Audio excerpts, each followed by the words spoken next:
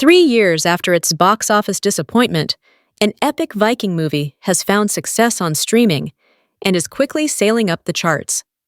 Vikings have long been a source of great inspiration on the big screen, with tales of high adventure and epic battles.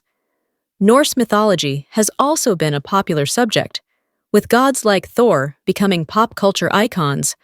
While Vikings aren't nearly as popular in cinema as they used to be, there is usually a new film every few years to help reignite interest. A few years before Nosferatu, director Robert Eggers tried to put his own spin on Viking lore. While it didn't do so well in theaters, his historical epic is a bona fide streaming hit. 3 years after it had a disappointing run in theaters, Robert Eggers' The Northman has struck a chord with audiences and is in the top 10 on HBO Max.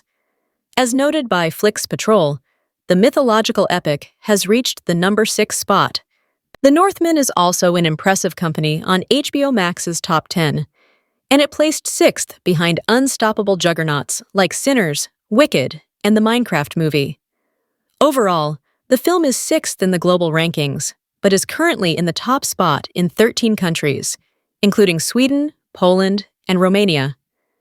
The success comes after an underwhelming box office performance for The Northman, where the film managed to gross around $70 million on a reported budget that was also around $70 million. This means the film lost a considerable amount of money when factoring in marketing and additional costs.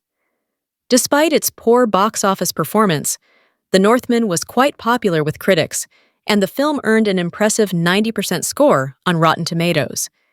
It was, however, divisive with audience members, and it landed a much less impressive 60% score. Coming off a string of indie hits like The Witch and The Lighthouse, audiences clearly weren't ready for Robert Eggers' large-scale mythological epic.